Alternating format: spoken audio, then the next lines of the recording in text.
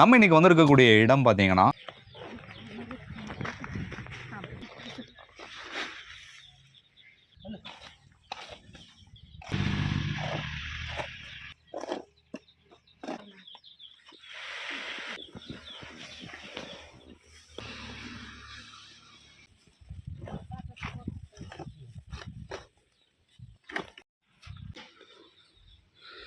பால் கறக்க ஆரம்பிச்சிட்டிங்களாண்ணா? தண்ணி கட்டணுங்களா? அப்படிங்களா? போட்டு எப்படியும் மணி 6 ஆகிப்போம். 6 ஆயிருங்க இல்லைங்களா? 7 மணிக்கு 7:30 மணிக்கு சொசைட்டி தானே, அதனால போய்க்கலாம். சென்றதுனால பிரச்சனை இல்லை. இதே சொசைட்டி ஊருக்குள்ள ஊத்துறதுன்னா 6:40க்கு 45க்கு வண்டி வந்துடும். ஓ, அது சிரமம் தான் இல்லைங்களா? ஆமாங்க, காலையில 7:05 7:10க்கு வண்டி போந்துடும். அதான் ப்ரைவேட் 8 மணி மட்டும் இருக்குதுங்களே, அது பிரச்சனையே இல்லை. அதனால பாதி பேர் அதுக்கு போயிட்டாங்க. நீங்க இப்போ ஆவின் தான் ஊத்திட்டு இருக்கிறீங்க? இங்கிருந்து 1.5 கிலோமீட்டர். 1.5 கிலோமீட்டர் தான். ஆமாம், தாய்னூர் ஊரில் இருக்கு. உங்களுக்கு வயசுங்கண்ணா? எனக்கு வயசு 42 ஆச்சு. ஓகே, இப்போ அப்பா செஞ்ச அந்த மாட்டு பணியை அப்படியே நீங்களும் மெயின்டைன் பண்ணிக்கிறேன். ஓகே, இப்போ நீங்கள் என்னென்ன வேலை செய்கிறீங்க? இப்போ மசால் பில்லர் போட்டுக்குவேன். மாடுகள் கொஞ்சம் காலையில் மேலே கொண்டு போய் கட்டுவேன். ஒரு மத்தியானத்துக்குள்ள கொண்டு தண்ணி காட்டி போட்டு மசால் பில்லர் மிஷினில் அறுத்துருவேங்க. கட் பண்ணி பொடி பண்ணி அப்படியே சாக்கில் போட்டு அதை வாட்டு சாப்பிட்டுக்குங்க. தீனி வேஸ்ட் இல்லை நம்மளுக்கு, எப்படி போட்டாலும் தின்னுக்கு பிரச்சனை இல்லை. எத்தனை மாடு இருக்குங்கண்ணா? இப்போ மொத்தமாக 12 பெருசு இருக்குங்க. 8 கண்ணுக்குட்டி வச்சிருக்கிறேன். மொத்தம் 20 வருது. மொத்தம் 20. நேரத்தோட போட்டது 20. முன்னாடி கண்ணுக்குட்டி போட்டதோட. அப்படிங்களா?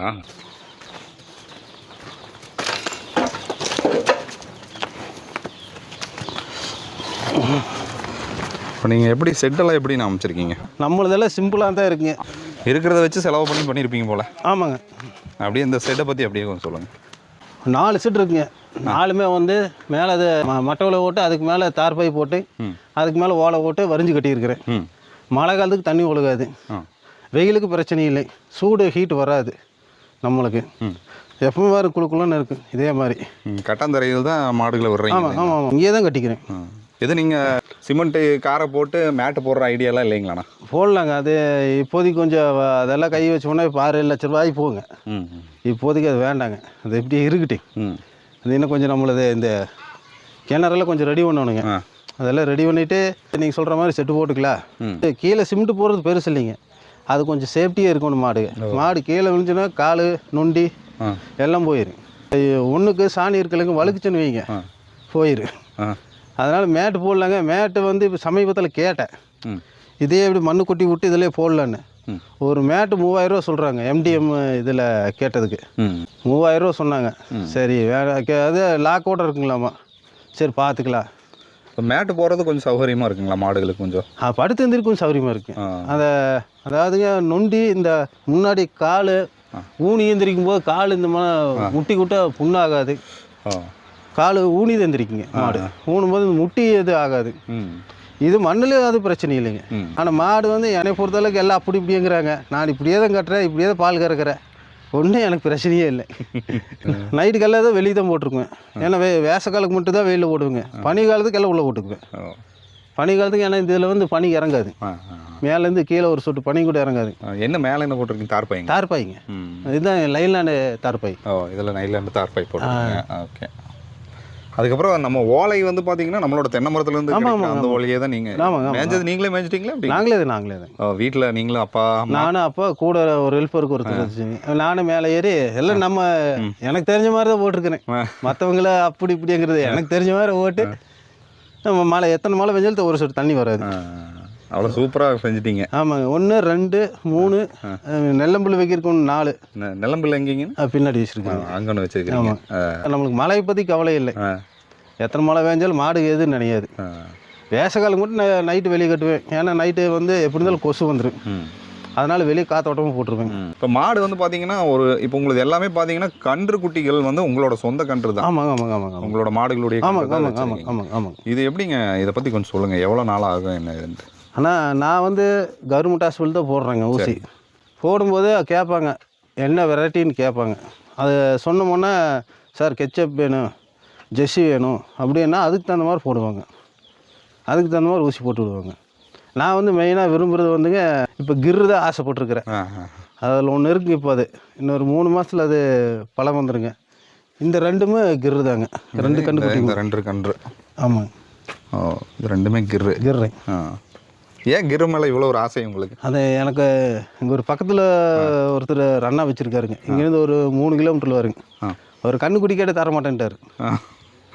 கன்றுக்குட்டி கொடுங்க அப்படின்னு கேட்டு தர மாட்டேன். அவர் 15 மாடு வச்சுருக்காரு கிர்ரு. தோட்டம் அவங்களுக்கு ஒரு 7 ஏக்கர் இருக்குது. மேவு பிரச்சனை இல்லைங்க. இது மசால் பில்லு தான். அதனால் அவர்கிட்ட கேட்டு பார்த்தா நம்மளுக்கு கொடுக்குற மாதிரி தெரியல. அப்புறம் டாக்டர்கிட்ட கேட்டேன், சார் இந்த மாதிரி எனக்கு வேணுங்க அப்படின்னு. இதோட அம்மா தாங்க இந்த அதோட அம்மாவை வந்து நான் காலேஜ் யூஇடி காலேஜ்லேருந்து வாங்கினேன். அது வந்து சரியான உதைங்க. எனக்கு தவிர்த்து யாரும் கறக்க முடியாது. 3 வருஷம் கறந்தேன். அதில் பிடிச்ச கன்றுக்குட்டி தான் கிர்ருக்கு. அது போட்டுங்க, டாக்டர்கிட்ட கேட்டு கிர்ரு போட்டு தான் அதையே உருவாக்கினேன். அப்புறம் தான் அந்த மாட்டுக்கு கிர்ரு போட்டேன். அதோட கன்றுக்குட்டி இது சிறுசு வந்து இதோடது. இப்போ அதுக்கு அவங்க அம்மாவுக்கு பழக்கம் வந்துச்சு, ஊசி கிர்ரு போட்டிருக்கிறேன். கிர்ரில் பால் நல்லா இருக்குங்க சார். எவ்வளோ லிட்டர் பால் கறக்குங்க? அது அதுக்கெல்லாம் வந்துங்க தரமான நம்ம நெல்லம்பில்லு, வக்கிப்பில்லு, தாலி திண்டியெல்லாம் நல்லா போட்டோம்னா 15 லிட்ரு. கம்மியாக 2 நேரத்துக்கு 5 லிட்டருங்க. ஆனால் அதுக்கு ஒரு சில இடத்துல 20 லிட்டர் கறக்கிறதெல்லாம் இருக்குது கிர்ரிலேயே. ஆனால் பார்க்குறக்கு மாடு இப்படி தான் இருக்கும், ஓம குச்சி எடுத்து இருக்கு. ஆனால் அதோட பால் நாட்டுப்பால் அது சேமாக இருக்குது, நல்லா இருக்குது. இப்போ அதுக்கு தான் சரி எல்லா ஜாதியிலும் ஒன்று வச்சுருக்கிறேன். அதில் இல்லை. என்னென்ன ஜாதி வச்சுருக்கிறீங்க? சிந்து இருக்குங்க, கெச்சப் இருக்குது, ஜெஸ்ஸி இருக்குது. 3 ஐட்டம் வச்சுருக்கிறேன். அப்புறம் சிந்து பிட்டு இருக்குது, இது வச்சுருக்கிறேன். இன்னும் அடுத்தது என்ன பார்ப்போம், வடநாட்டு ஸ்டைலின்னு ஒன்று போடலான்னு ஒரு ஐடியா இருக்கிறேன். சரி, போடல.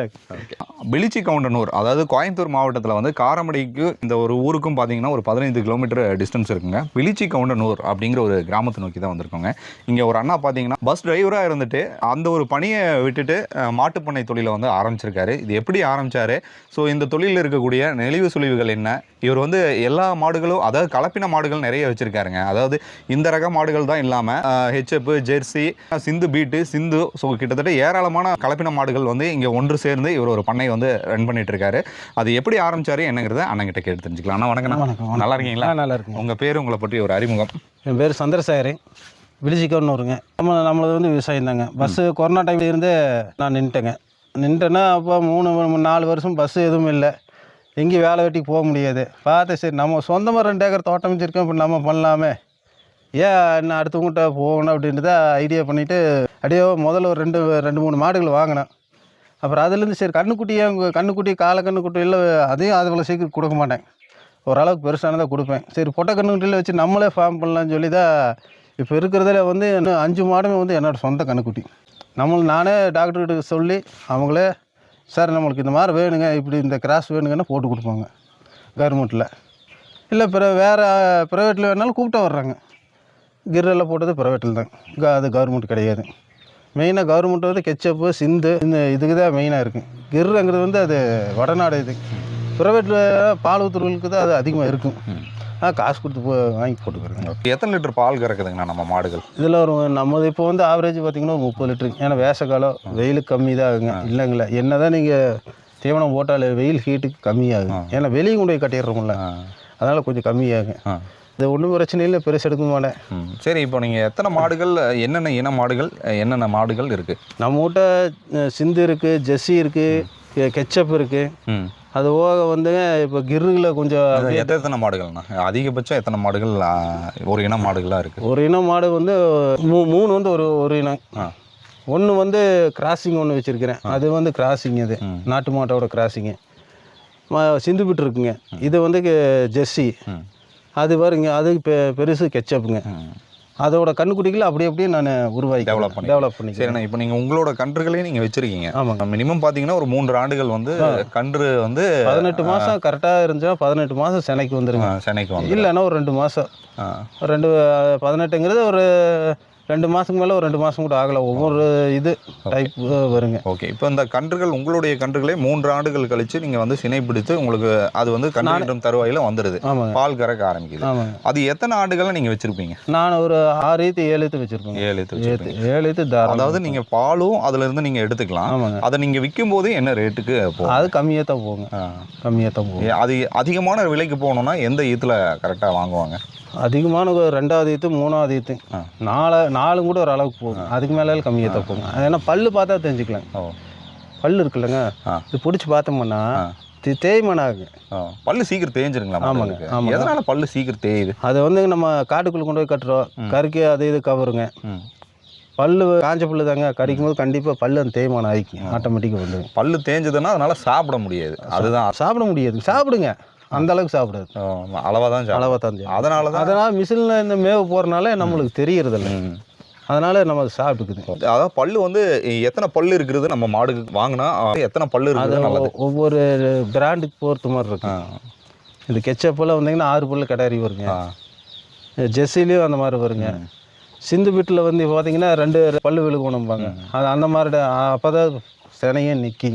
இல்லைன்னா ஒன்று வந்து அதுக்கு நிற்காம 6 பல்லுக்கு நிற்கி, 4 பல்லுக்கு நிற்கி. அதெல்லாம் இது இருக்குங்க, அதை பார்க்கணும். சரிங்கண்ணா. இப்போ பால் வந்து நீங்கள் ஆவின் சொசைட்டி கவர்மெண்ட் ஊற்றிட்டீங்க 13 5 வருஷம் ஆச்சு. தீவனம் வந்து என்னென்ன தீவனம் கொடுக்குறீங்க? தாளையிலிங்களா? தாளையில் வந்து நெல் தவிடு கொடுக்குறேன், கோதுமை தவிடு, குச்சி புண்ணாக்கு, பருத்தி கொட்டை, அந்த 4 ஐட்டம் கொடுக்குறேங்க. ஓகே. அதன் பிற்பாடு பார்த்தீங்கன்னா நீங்கள் ஒரு அதாவது டிரைவராக இருந்து நீங்கள் தனியார் பேருந்து நிலையத்தில் டிரைவராக இருந்து நீங்கள் வந்து இப்போ இந்த ஒரு தொழிலை வந்து நீங்கள் மேற்கொண்டுட்டு இருக்கீங்க. அதை விட இது லாபகரமாக இருக்குங்களா? லாபகரம் தாங்க, லாபகரம். என்னைய பொறுத்தவரை ஏன்னா அங்கே அந்த சம்பளம் வேறு, இந்த சம்பளம் வேறு இல்லைங்களே. ஆனால் நம்மளுக்கு இது நல்லா இருக்குது. நல்லா இருக்குது, எதுக்கும் பயப்பட வேண்டியதில்லை. யாருக்கும் பயப்பட சொந்த தொழில். டைமுக்கு கொண்டு பால் டைமிங் இருக்குது, ஜாலியாக கொண்டு போய் ஊற்றலாம். அடிச்சுக்கோணும் பிடிச்சிக்கோணும் ஒன்றும் கிடையாது. நம்ம சௌகரியத்துக்கு வேலை செய்யலாம்.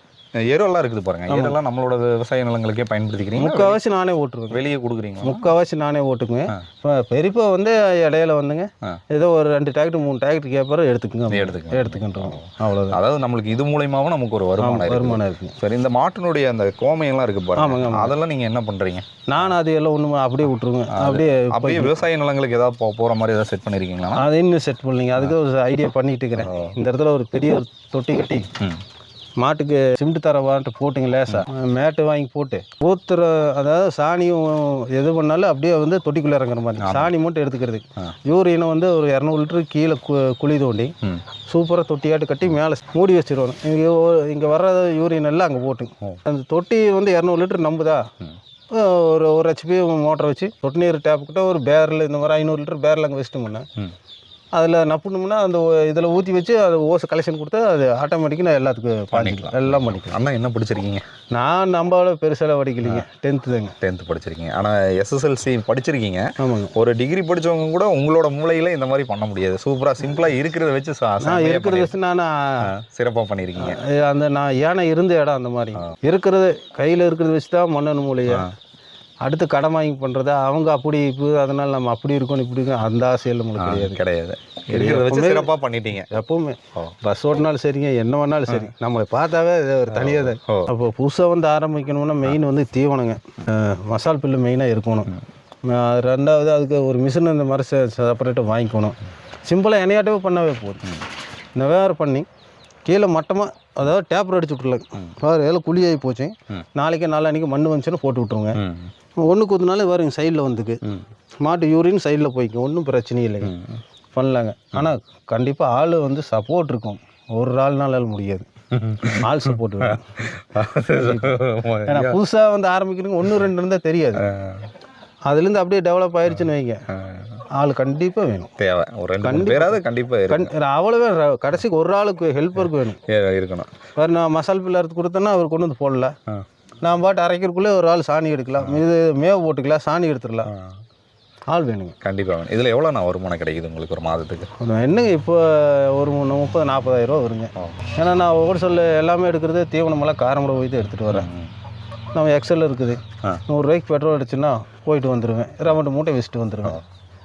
5 நாளைக்கு ஒரு தடவை போய் எடுத்துகிட்டு வந்து தேர எடுத்துக்குவேன். ஸ்டாக் எதுவும் வைக்க மாட்டேன், ஏன்னா பெருக்கான்னு கூடாது, பெருக்கான்னு கண்டிப்பாக விடாது. அதாவது நீங்கள் சந்திக்கக்கூடிய பிரச்சனையை பார்க்கும்போது நம்ம ஜெயிக்கணும், நம்ம வாழ்க்கையில் மேன்மை அடையணும்னு பார்த்தா சில தடங்கள் வந்துகிட்டே தான் இருக்குது. ஏதோ ஒரு வகையில் நமக்கு ஒரு நெருடல் வந்துட்டே இல்லை. மாடு இந்த ஒரு சின்ன ஒரு இந்த மாட்டுகளே எடுத்துக்கலாங்க, நல்லா கறக்கும், மேலே போய் மேய்ஞ்சிட்டு வரும், நல்லா கறக்குது, தண்ணி குடிக்குது, சாயங்காலம் படுத்து எந்திரிக்காது. அதுக்கு என்ன வைத்தியமோ அது பண்ணியே தீரணும். என்னென்ன மாதிரியான நோய்கள் இங்கே வருதுங்க மாடுகளுக்கு? இங்கே வந்து மேக்சிமம் மடி நோய் வந்து வருதுங்க. அது வந்து இப்போ அது கேட்ட கீழே கட்டுறதுனால வருது, புழு வருது, அப்படி இப்படிம்பாங்க. என்னையை பொறுத்தளவுக்கு ஏதோ ஒரு மாடு 2 மாடுக்கு வந்துச்சு, டாக்டர்கிட்ட போய் ஊசி போட்டுருந்து இப்போ அதுவும் இல்லை. ஏன்னா அந்தளவுக்கு நான் பராமரிச்சிருக்கேங்க. படுக்கிற சுத்தமாக விட்டுருவேன், சுத்தம் பண்ணிக்குவேன். அதே மாதிரி சாணி சைடில் எல்லாம் ஒட்டுறக்கு விட மாட்டேன் மாட்டில். அப்பப்போ வாரத்துக்கு ஒரு தடவை 2 தடவை மாட்டை கழுவிடுவேன். ஓசை போட்டு சுத்தமாக நானே கழுவுவேன். அதனால் அது நம்மளுக்கு அப்படி ஒன்றும் இது பெருசாக இல்லை. சரிண்ணா. மேய்ச்சலுக்கு ஏதாவது விடுறீங்களா? மேய்ச்சலுக்கு மேலே எங்கள் அக்காவுக்கு தோட்டம் தான் இருக்குங்க, அங்கே கொண்டு போய் விடுவோங்க. உள்ளே இருக்குங்களா? நல்லா இது வெயில் காலம் எல்லாம் காஞ்சி தாங்க. என்னமோ இப்போ கொண்டு போய் விட்டு ஏதோ காலை வந்து செலவில்லாமல் சுற்றி போட்டு வந்தால் 2 குடம் தண்ணி குடிக்கும். அதுக்கு தான். தண்ணி ஆத்தண்ணி கொடுப்பீங்களா, உப்பு தண்ணி கொடுப்பீங்களா? ஏன்னா கிணத்து தண்ணி தான். எனக்கு ஆத்தண்ணி வசதியில் கிடையாது. எனக்கு மாடுகளுக்கே குடிக்கிறதுக்கு தண்ணி இல்லைண்ணா. இப்போல்லாம் இல்லைங்க, குடிக்கிறக்கே வந்து நான் பொது பைப்லேருந்து எடுப்பேங்க. இங்கே ஒன்று ஒரு நாள் விட்டு ஒரு நாள் வரும். இல்லைன்னா பைப்பை புடஞ்சா 4 நாளைக்கு வராது. அங்கே முன்னாடி 1 கிலோமீட்டர் போனோம், புளிய மரத்துக்கிட்ட இருது. அது மெயின் பைப் கூட வரும்போது குடிச்சிட்டு வந்தோம். அங்கே தான் குடிக்கும். அங்கே தான் குடிக்கிறக்கு எடுக்க போகும். அதாங்க இது வந்து நான் சிம்பிளாக தான் ஆரம்பித்தேன். நான் பெருசாக இதில் லாபம் வேணும் அப்படி இப்படின்லாம் இல்லை. சும்மா சரி, நான் வந்து தொழில் இன்னும் போகிறக்கு எனக்கு வாய்ப்பு இல்லை. அப்பா அம்மாவுக்கு முடியாது, உடம்பு சூழ்நிலை சரியில்லாதனால அப்படியே இருந்த மாட்டில் அப்படியே நான் பெருக்கிட்டேன். இப்போ இன்னும் 4-5 மாடு கொடுத்துட்டேன். இருந்ததுன்னா இன்னும் ஜாஸ்தியாக இருந்திருக்கு. இன்னும் ஜாஸ்தியாக இருக்குது. நான் பஸ்ஸில் இருக்கும்போது அப்பா 5 மாடு வச்சுருந்தாரு. அப்போ அவர் எப்படி பார்த்துருப்பாங்க? அவர் கண்ணுக்குட்டியெல்லாம் கொடுத்துருவாரு. நான் கண்ணுக்குட்டி கொடுக்குறது நீங்களே வச்சுக்கிறேன். நானே வச்சுக்கிறேன். ஆனால் இப்போ நீங்கள் டிரைவராக நீங்கள் பணி புரிஞ்சுங்க, எந்த பஸ்ஸில் நீங்கள் ட்ராவல் பண்ணீங்க, எந்த ரூட்டில் நீங்கள் போனீங்க? மேட்டுப்பாளையம் கோயம்புத்தூர் தான். என் பேர் SME சேகர்னா மேட்டுப்பாளையம் கோயம்புத்தூர் அத்தனை பேர் சொல்லுவாங்க. எத்தனை ஆண்டுகளாக நீங்கள் பணி புரிஞ்சிங்க? எந்த ஆண்டில் நீங்கள் பணி புரிஞ்சிங்க? நான் 8 வயசில் மோட்டாருக்குன்னு கிளீனராக போனவன். 8 வயசில் போய் 12 வயசில் பஸ்ஸு ஓட்டுவேன். 12 வயசுங்கிறப்போ கிளீனராக இருந்து மெக்கானிக் ஆகி டிரைவர் ஆனேன். டிரைவராகி ஒரே ஓனர்கிட்ட சான்ஸ் வாங்கி டூர் வண்டியில் ஓடி ஆல் இண்டியா டூர் வண்டி லைசன்ஸு அப்போ 5 பாஸ் லைசன்ஸு போட்டு கொடுத்தாரு. மேட்டுப்பாளையம் டிரைவிங் ஸ்கூல் தான், மேட்டுப்பாளையம் RTA தான் போட்டேன், எல்லாம் பண்ணேன். ஆனால் கொஞ்ச நாள் ஓட்டினேன், நல்லா தான் இருந்துச்சு, லைஃப் நல்லா இருந்துச்சு. ஆனால் இருந்தாலும் எனக்கு அதிகமாக வந்து வடநாடு தான் போவாங்க. ஏன்னா ஆல் இண்டியா டூரு நம்மளுக்கு ரூட்டு தெரியும். நான் 8 வயசில் போனதுனால டூர் வண்டி போகும்போது அவங்க கூட போயிடுவேன், டிரைவர் கூட கிளீனராக போவேன். அவர் ரூட்டு இப்படித்தான் ஆல் இண்டியா போகிறது இப்படித்தான், இந்த ஏரியாவில் இப்படித்தான், கேரளாக்குள்ளே இப்படி ஓட்டணும், ஆந்திராக்குள்ளே ஒரு மாதிரி இப்படி ஓட்டணும், கர்நாடகாக்குள்ளே ஒன்று இப்படி ஓட்டணும், ரூட்டெல்லாம் இப்படித்தான், இந்த இடத்துக்கு போகணும், இந்த கோயில் இருக்கும், இந்த வழியாக இருந்து இந்த கோயிலுக்கு இப்படி போகணும், எல்லாமே சொல்லி கொடுத்தாங்க. நீட்டாக எல்லாம் பழகினேன். அவங்ககிட்டவே சான்ஸ் அவர்கிட்டவே கிளீனராக இருந்து குருநாதர்கிட்ட டபுளாக ஓடினேன். டபுள் டிரைவர் சான்ஸ் வாங்கி ஆல் இண்டியா போயிட்டு வந்தோம். போயிட்டு வந்தது இல்லை, ஓனர்கிட்ட ரெக்கமெண்ட் பண்ணார், தைரியமாக கொடுக்கல, பிரச்சனை இல்லை, ஓட்டுவான் அப்படின்னு. அதே இமயமலையை தான் நம்ம அடிக்கடி போவாங்க. ரஜினிக்கு அடுத்து நீங்கள் தான் அதிகமாக இமயமலை போயிருப்பீங்க போல இருக்கு. 3 மாதம் டூருங்க அது. ஊட்டி தான் ரெகுலர் பார்ட்டிங்க, ஊட்டிக்காரர் தாங்க. 3 மாதங்கிறது ஆனால் எக்ஸ்ட்ரா 20 நாள் ஆயிருங்க. போகிற வழியில் அந்த வழியில் என்ன வேணாலும் ஆகும், அது ஒன்றும் பண்ண முடியாது. ஆட்டோன் சைலண்ட் போக வேண்டியது. ஆனால் இப்போ கோயம்புத்தூர் டு மேட்டுப்பாளையம் ரூட்டு பார்த்தீங்கன்னா எல்லாத்துக்குமே தெரியும். இப்போ 1 வே பண்ணிட்டாங்க. இதுக்கு முன்னாடியெல்லாம் பார்த்தீங்கன்னா மெட்டல் ரோடு. ஆமாம், ஒரே ரோட்டில் போயிட்டு இருக்கு. எனக்கு தெரியும், நான் இதே ஏரியா. அந்த வாகன போக்குவரத்தில் ஆக்சிடென்ட்டுங்கிறது சர்வசாதாரணமாக ஏற்பட்டுட்டு இருக்கோம். அதை ஓட்டுறதே ரொம்ப சிரமமாக இருக்கும். எப்படி அதை நீங்கள் கையாண்டீங்க? நான் வந்துங்க எல்லாத்தையாட்டையும் அவ்வளோ சீக்கிரம் டைமிங் எடுக்கணும்னு ஒரு குறிக்கோள் வச்சுருப்பேன். 2வது லோடு பண்ணி ஓட்டணும். லோடு பண்ணால் தான் எனக்கு பேட்டாக வரும். எல்லாம் 2மே நேர்ந்து கலந்து ஓட்டுவேன். ஓட்ட வேண்டிய இடத்துக்கு ஓட்டுவேன். இப்போ சாய்பாபா கோயிலேருந்து கவண்டமலை மட்டும் டிராஃபிக் தான். அந்த டிராஃபிக் தகுந்த மாதிரி வருவேன். கவண்டமலையிலேருந்து எடுத்தால் டீச்சர்ஸ் காலனி மட்டும் ஒரு கொட்டுவேன். வண்டி நல்லா வரும். ஏன்னா அந்த இடப்பட்ட டைம் கேப்பில் தான் நான் டைமிங் கரெக்ட் பண்ணிக்குவோம். அதை கரெக்ட் பண்ணி தான் பஸ் ஸ்டாண்டுக்குள்ளே நம்ம டைமுக்குள்ளே போவேன். சரி, இப்போ உங்களுக்கு எப்படி நான் ஒரு டார்கெட் இருக்குங்களா, காலையிலேருந்து சாயங்காலம் வரைக்கும் இவ்வளோ தடவை போயிட்டு வரணும் அப்படின்னு சொல்லிட்டு? ஆமாங்க. அது எப்படிங்கண்ணா?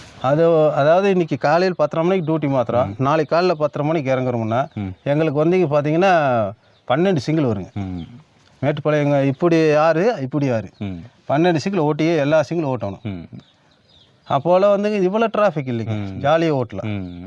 யாராக இருந்தாலும் அனுசரித்து போவோம். எங்களுக்குள்ள ஒரு அண்டர்ஸ்டாண்டிங் இருந்துச்சு. ரொம்ப அண்டர்ஸ்டாண்டிங். டிரைவர் கண்டக்டருக்கு முன்னாடி போய் ப்ரைவேட் ஆகட்டும், சிடிசி ஆகட்டும், எல்லாம் மாமன் மச்சி அண்ணன் தம்பிகளாக எடுத்துருப்போம்.